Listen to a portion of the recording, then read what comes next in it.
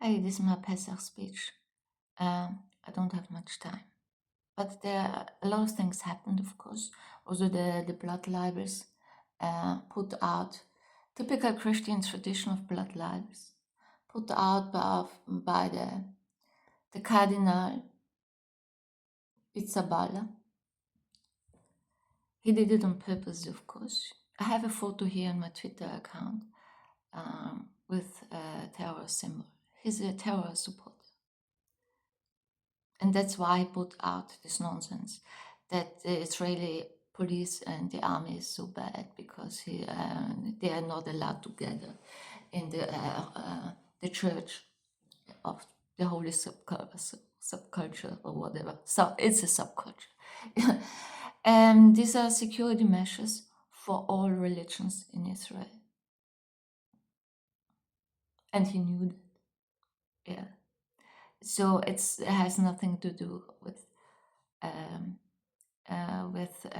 the freedom of religion, because Christians don't have to gather in the church or in a church to celebrate their holidays.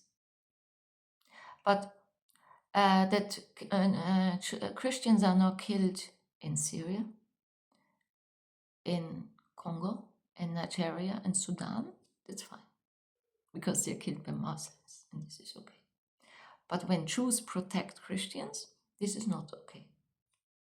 That's the logic of the anti-Semites. And of course, also, I was quite surprised that also Meloni stepped into it. If you don't understand war, then shut up. This is all I have to say about it. But let's talk. We have to free ourselves from this nonsense. Christians and Muslims and the left wing just hate us. And we don't need to justify us, and also not that that there is now a death penalty for terrorism. I celebrate it because this was high time. I hope they also enforce the law and don't be a stupid left wing. Yeah. This is high time. And of course, Israel is attacked for that. But Yemen or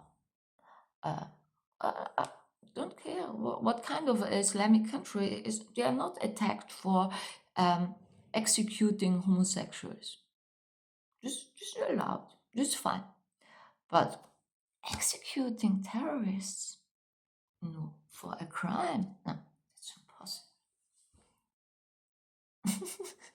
So fun. Actually, you watch them and actually you say it's funny, and we have to stop justifying ourselves, and because we are free.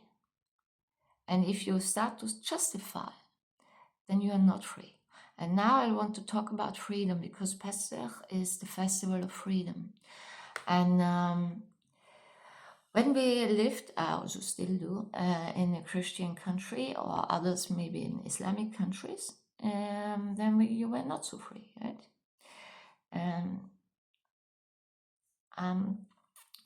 Blood libels and all this. I talked about it already, the good Christian tradition of blood libels. And the blood matzah is also in Islam. But freedom, what does freedom mean? Because many people say, oh, you're such a free person, why do you keep halakha?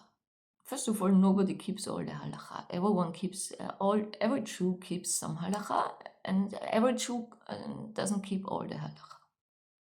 You can have a streimel and a scheitel, you still don't keep all the halakha. There is no secular Jew and there is no 100% religious Jew. We are all somewhere in the middle, and it's completely fine. Yeah. And so the point is with freedom. Why is Pesach such an important festival? And why is it also so relevant? Because freedom in general, the most people think freedom is only freedom from something. We, for example, celebrate the freedom from slavery. But what does slavery mean? Of course, there's real slavery. And I'm not talking about this UN nonsense that was said the transatlantic slave trade was the biggest crime in history. It's not true. It's just labeling the West as evil and white people. The worst thing, and much worse, has been the Islamic slave trade, and it's still going on. It's just not Western. Yeah, you always have to really check what they are saying.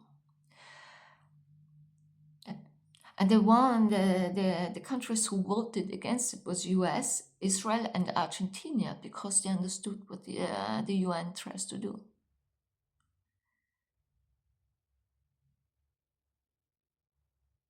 The Western countries stopped slavery. The Islamic countries still have slavery. Also Saudi Arabia. It's also in the UAE. Just saying, yeah. Always check. The most people live on slogans, headlines, and headlines, but then you are not educated, and when you don't read books and don't understand history, you're also not educated, and you repeat the mistakes of the past. This is the problem. I mean, I live in Hungary. I moved here a year ago. I'm completely shocked about Hungarian mindset and this anti-Orbanism. They say the same libels against Orban what they say against the Habsburg. Except a few people I met who are educated. But this is a minority, or at least in Budapest, or at least the people I've met. And so they're still very anti-Austrian. And funny thing, for example, is this is an example and why also these people here are not free. Also the Jews here not. They believe the same nonsense. Because they don't learn history, because they change history in Hungarian history books. I mean, it's done everywhere, yeah. But for example, the Hungarian in the monarchy, the Hungarian nobility, and also the Czech nobility, in Kingdom of Bohemia, which was also part of Austria, the Polish and the Romanian nobility were pro. It's actually a form of slavery. I have to look up the technical. It's called serfdom. Serfdom was a kind of slavery in European agriculture. It was also in the Russian Empire. That means farmers were not independent, or they rented the land, or they got paid, but they belonged to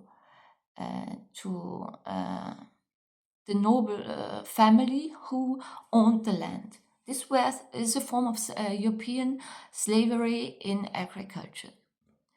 And the Habsburg Emperor, Joseph II, tried to forbid it. He was the first one who tried to forbid it. Because in the German-speaking part of Austria, which is now Austria, it was already forbidden since the 16th century or 17th. Yeah, I have to look it up. But in all other countries of the crown, of the Habsburg crown, it was still allowed. So, of course, this is slavery in this bed. So the Habsburg tried to forbid it. And the nobility in these territories were, of course, against the bad Habsburgs. But not the people, because the people suffered from this suppression and this form of slavery. But who wrote the history? Yeah, the nobility. And they hated the Habsburgs, but not the people. So, and this is what uneducated people here in Hungary don't get. They say they had a national holiday, 15th of March. The revolution, 1848, against the Habsburgs. This is their national identity. Yeah, a failed revolution to destroy a well-functioning country for everybody. That's their identity, national identity. And it was started in Hungary by people from the nobility. Why? Exactly, because they wanted serfdom. And when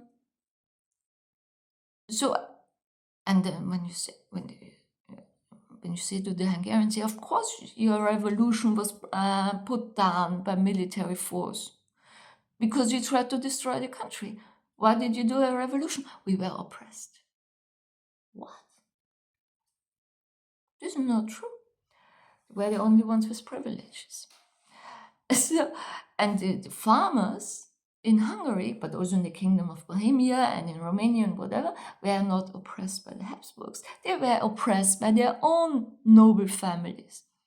But it's everyone else, the people understand it. When you go to the Czech Republic or Slovakia and also in Romania, the people understand. It's only the Hungarians who don't understand. Yes. So they still hate us, Austrians, and the bad Austrians. Except the people, and they say the same nonsense, by the way, about Orban, the same nonsense. Except the people who have a historical education. And this is very interesting.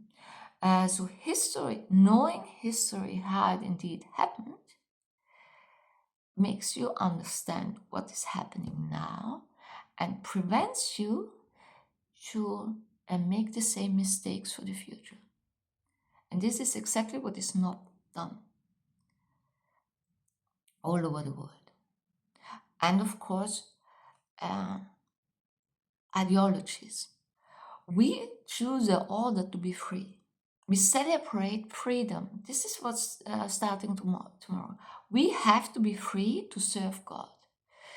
But an ideology, this is even speciesism and also sexism, or also a left-wing ideology, or when you believe everyone else is guilty, not you, or when it doesn't matter what, yeah. But even this, when you say, I heard that a lot from these modern Orthodox Americans. Not everyone is like that. This American modern Orthodox Zionism is also a form of ideology. Because they say every Jew has to move to Israel. Listen, this is not possible. First of all, it's not possible. There's not enough space. Yeah. And why do you say that? There is no command like that. There is no mitzvah like that. It doesn't exist. Jews always have lived outside of the land of Israel, also during the time of the Second Temple. When you mix up, I wrote a whole text about it on Facebook, when you mix up texts in the Tanakh, not in the Torah, in the Tanakh, with people nowadays, then you, for example, there are texts that were written in the Babylonian exile, for people who were exiled by the Babylonians. These were the Babylonian occupation, and they took hostages from the political establishment, means the royal family and the priests. So, and they took them hostage to Babylon. And the Persian king Cyrus, who conquered the Babylonians, let them go back home. And the Babylonians, when they conquered the kingdom of Israel and the kingdom of Judah, destroyed the temple, the first temple, right? So, but these people who were indeed in exile, like nowadays the Dalai Lama, who's in exile in India, they didn't want to leave. They were taken hostage by the Babylonians. And of course, they dreamed of going back because they were priests in the royal family. They wanted the royal family wanted to be back in power. And the priests wanted also to be back in power because temple service. But the rest of the population in the kingdom of Judah was not taken hostage, the farmers and the craftspeople. It were only the political establishment who could have started revolutions and uprisings against the Babylonians. Got it? And these people were indeed in exile. It's like the book of Daniel, Jeremiah, I think. No, Esther is something later. Book of Daniel. What else? Yeah, look it up. But this is not. First of all, the Tanakh is not there are no commandments, and secondly, we are not in exile. Jews, also in the time of the Second Temple, who moved, I don't know, to Arabic Peninsula or North Africa or to Rome or the Greek islands, or with the Romans or the rest of Europe. We're not in exile, and we are still not in exile. When you live in the US, or you live, I don't know, in Hungary, or you live in Singapore, then you're not in exile. You're just outside of Israel. And you also don't have to go back. And the problem with this ideology, that this you have to go back. But they also say that I experienced that also, especially in Tel Aviv. It's very for European, but also many Israelis told me already that they also have a problem with that. This is our land. We move back. You forget that this is the land of the Israelis. There are already Israelis. There people live there. When you move in another country, you have to integrate into the society and not occupy it. For me, I'm always in this area, Bograshov, Frischmann. It's terrible. I can't go to synagogues there because this extrovert American mentality is it's also rude, by the way. It's rude. And what do I do? That this is not Israel for me. If you want to move, it's in general. If you want to move to another country, you have to integrate into this existing society and not impose yourself on the existing society. This is not your right. So now I haven't been in Israel for I think 10 or 15 years because it's too much for me. This is also not Israel anymore. And I heard that from Israelis. They say to me, this is not Israel anymore. This is also not what they want. You sit somewhere outside in a cafe, you're not allowed to smoke a cigarette.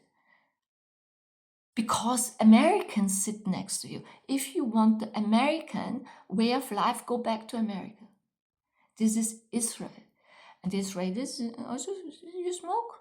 Yeah, leave us alone. Yeah, exactly. So, and listen, I have many American friends from American descendants in Israel who are not like that.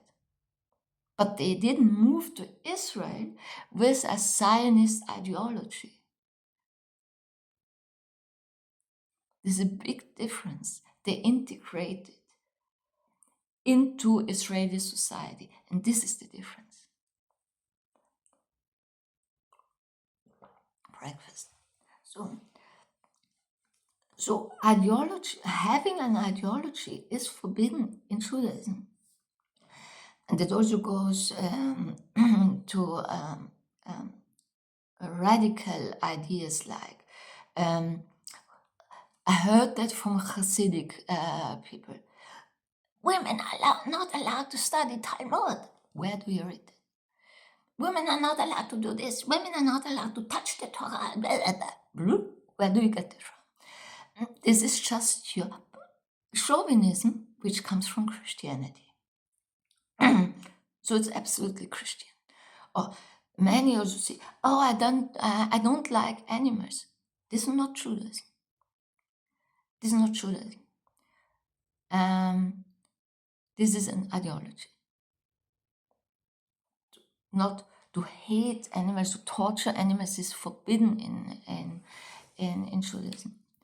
And so let's talk about freedom, because when you have, I just gave some examples of ideologies. Having an ideology is forbidden. And let's talk now a bit of freedom. I'm not talking about slavery. There are still Yazidi women who are in slavery, in sex slavery in Muslim countries. There are still non-Muslim women and girls taken into slavery, sex slavery by Muslims. There are Muslim girls who are sold by their slave traders. They call themselves fathers, but in fact they're slave traders who sell their little daughters into sex slavery, and then they call it marriage. This is not marriage, it's sex slave trade. And these children are raped. This is sex slavery. So I'm not talking about that now, because in Judaism this is all forbidden. A father and also a mother has to protect and love the children equally, by the way. And you're not allowed to even, actually not even shout at your child. Because it's psychological torture. You're not even allowed to shout at your dog. doesn't always work out. But you really can get on your nerves. But let's talk about freedom from. This in Pessach we celebrate freedom from, and in Shavuot we celebrate freedom for. Freedom from ideologies, freedom from putting yourself into an ideology. But it's not the only form of bond or chain that humans have. You can, this is by the way quite commonplace, that people have fears, that people have, this all comes from childhood, because the most parents I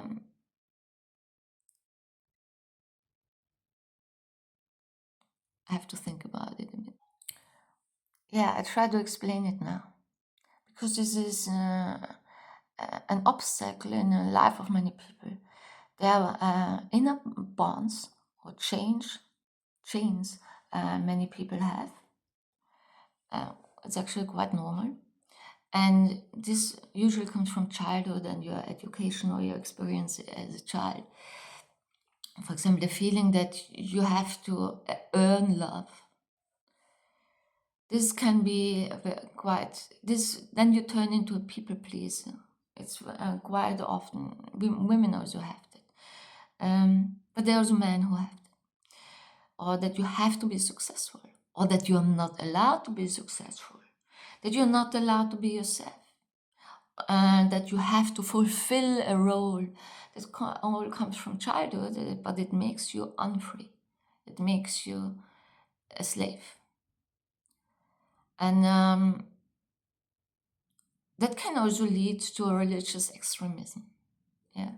For example, I've met also Hasidic people that they're actually not religious, but they have to be or act as if, because they can't get out. And this is a problem. Or people or parents who don't want their children to be religious. I even had one Israeli friend And I asked him, do you want to come for Kiddush? And he said, no, I don't go to Kiddush. He was so anti-religious that he didn't go to a Kiddush. And I said, yeah, but you have to be in my place for Kiddush already. Then he said, no, it was Friday night dinner. What? Yeah. So, and then this is also an ideology. This is the other extreme. And I've met people who are so anti-religious that they say, "Oh, thanks for the invitation to Kiddush," but then they don't do Netilat Yadayim and Hamotze and whatever. That makes them impolite. This is a slap in the face. If you don't want to come to a Kiddush and also respect your host, then don't come. What are you doing there? It's misbehaving. And but this inner bonds and this inner change are something that makes you unfree. This is a form of slavery. That means you are enslaved inside yourself. And that also makes you, how shall I put it? Makes you not see people as they are, and then also prevents you from seeing reality as they are. As it is, and this is for this, and then you are not free. Talk also about revolutions. For example, there are all kinds of revolutions, right? So the natural one is the development in adolescence, that you free yourself from your parents, you distance yourself from your parents to become your own person. And this is something natural. This is actually also to be free for parents who can't let the children go in this time, are destroying their relationship with their kids. When you freak out because your daughter gets dreadlocks, or your son gets is suddenly punk, or crazy dresses, smoking weed, or whatever. This is a normal process. This is nothing to freak out about. If you are a parent who can't deal with that, you destroy the relationship with your child forever. And it also shows that you want to enforce yourself on your children, to make them unfree, to make them serve you. The most or many ideologies like Islam, Christianity, and left-wing ideologies don't want free people. That's why they are against free speech. They are against women's rights. They are pro-violence. They are against free media, good education, so educating also about the reality, how it is and how it was. Because then when you are free, when you're a free person, you can't be controlled by others. They can't use you. They can't abuse you. And the weaker a person is inside him or herself, the more they try to control others, because they are unfree themselves. And that's why in Islam you have this women's hate. For example, there was Women's Day, and in the UAE, I think in Dubai, they announced now housewife, the Western word housewife, just talks about women where they are. But we call it generation shaper. Do you think this is not sexist? It forces women only into the role of a mother. Fathers don't have to do anything. It's the mother. So that this is still sexism, that women can't be free. These are also the people who are against abortions, by the way. I mean, want to forbid abortions. Yeah. So being pro-abortion abortion doesn't mean you tell women they should have abortions. Oh, you shouldn't be pregnant. You shouldn't get children. No, that doesn't mean it. It means you give the control over a woman's body back to the woman.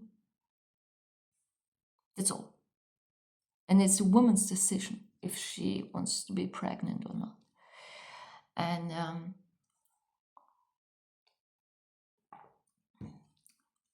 this anti-abortion movement is a sexist movement. And there are women who participate in that because they're not free themselves. This is a book from the Swiss psychologist Verena Kast. It's called the English translation would be Father's Daughters.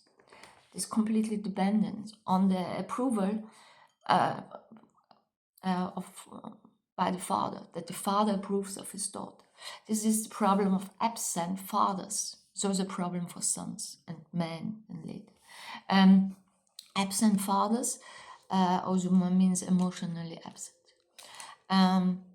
So freedom, the revolutions, the most revolutions had the problem.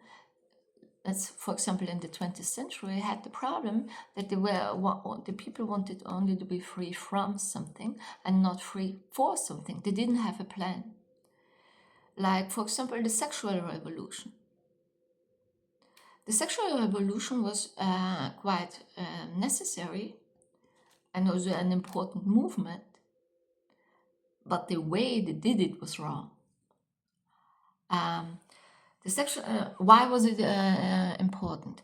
Christianity imposed on European people, cultures, complete sexism. Suddenly rape was normal, abortion was forbidden, erotic was forbidden. So actually hatred of your own body is an anti-body movement. It was not normal in Europe before, but it's also not in Judaism, where sex is something good and should be enjoyed and on level of respect, and that's where rape is forbidden, because we respect women and you respect others, and you should do it out of love and enjoyment. Yeah? You should enjoy it and not rape.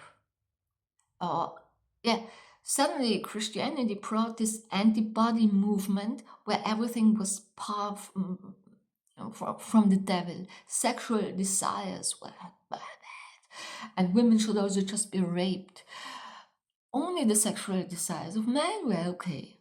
That's why they were allowed also to rape. So, and this idea. So, and those you can read this book. There are 2 books about it, or several books about women in the Middle Ages in Europe. Then you know why I'm pro-abortion. And I also understand why, that women, the people who are against abortion want women suppressed. They are sexist people. And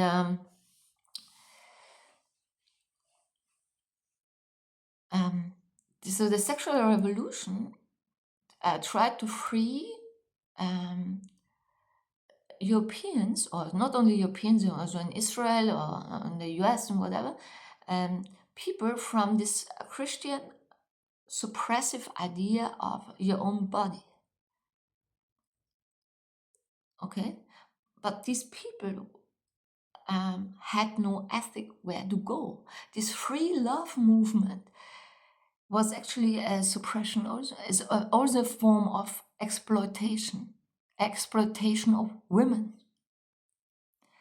And that was in the 60s. In Israel, it was a year before. In Europe, in Israel, it was 1967. In Europe, it was 1968. I don't know where the Israelis they do 1 year before the Europeans, but the men stayed sexist. Yeah, the women were just exploited on a different way, on a different level, and by more men than before. So, and they didn't have an ethic about it, and we still have the problem. I mean, even with this, without this Islamic invasion, with the rapists who rape this genocidal rape on non-Muslims. I don't say only Europeans; it also happens against Christians, for example, in Egypt, or Buddhists in Sri Lanka, or in against Hindus in Bangladesh, and so on. But Michel Houellebecq, this French writer, he wrote the book Elementary Pieces, and he was slaughtered by the media in Europe for this book. Why? Because, I mean, first, they're hypocrites. People who were in part of this sexual revolution in the 60s are now the establishment in Europe, also in the US and whatever. They are liars. They are left-wing liars. And he showed them what they actually are. The book Elementary Pieces by Houellebecq is a very shocking book, but I still advise you to read it.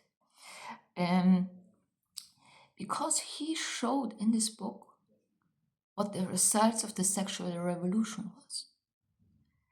And it's a disgusting book, it's terrible, and it's his best book.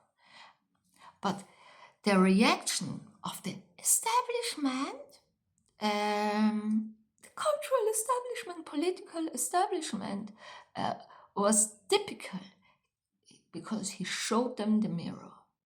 And this is, I think, his best book he ever wrote. And this is and this is also the reason why all these left-wing people are pro-rape, and they support rapists in their own countries. And this is the people who sit now in our governments, in the UK, everywhere, in Germany, everywhere. These are the people who think rape is fine. Exploitation and rape is completely good for them. And then they call it diversity. This is an ideology that happened because the sexual revolutions in the 60s, end of the 60s, had no ethics and know where to go. Where do we want to end up? And that's why we are here now. You have liberal women praising ayatollahs who rape even children. Praising Al-Jolani, went to Germany yesterday. Killing Christians in Syria, and the Germans welcomed him with a red carpet. Who, by the way, Christians. The logic is amazing. If this is when you have an ideology, and revolutions, the Iranian Revolution, end of the 70s, was staged from the outside. This is nothing. But for example, the revolutions in Europe in the whole year 1848 was staged. These were left-wing ideologies. They wanted to destroy monarchies. Nothing else. They wanted to destroy countries. Also the French Revolution. And this is what we suffer from now. When, for example, quite often people say to me, "Oh, are you a monarchist?" I say, I don't know, but I just know history, and Austria is over 1,000 years old. First, there were 200 years of Bambergs. The rulers of Austria, the first were called Bambergs. And the last one didn't have an ayah. There are speculations that he might have been gay. And then there were the Habsburgs. They didn't, even the worst Habsburg or Bamberg ruler didn't destroy, or in 800 years or 1,000 years, didn't destroy the country in such a way as the left wings in within a few years after 1918. No? Oh, maybe I'm a monarchist then, though. Yeah, I mean, you have left-wing ideology is a destruction program like Islam.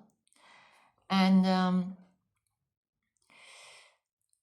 a Jew who is left-wing is for me a completely...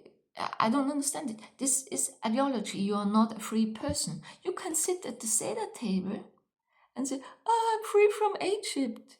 But you're actually not, because Egypt in this case doesn't stand for a country. Egypt stands for bondage, that you are not free in your side yourself. And if you still want terrorists released, or you want still think that the Nazis were right wing and the left wing are the good people, and we can go on destroying Europe or the US or whatever, then you are not a free person. If you still think your wife is here to cook for you and clean the toilet, and you sit here like a pasha on your sofa eating chips, you are not a free person. If you are a woman and you think you're here to serve others, you are not a free person. And freeing oneself is a very painful experience, because you really have to get into yourself to find out what's wrong. And it's not an easy task. Yeah. But freeing oneself from something is the first step. But what we are free for? We are free for the service of God. The service of God demands freedom. And freedom needs rules. This is something, because there are many people who say, how can you keep the halacha? First of all, we all keep it, right? But when you live in a life, you always live according to rules. You can't live without rules. You can watch a cat educate her kittens. The cat teaches the kittens the rules how to live as a cat, to survive as a cat. How do we behave as a cat? This is, of course, also demands natural living and a natural understanding of our species. It's kind of species appropriate child care. I'm pro that. But we are free for the service of God.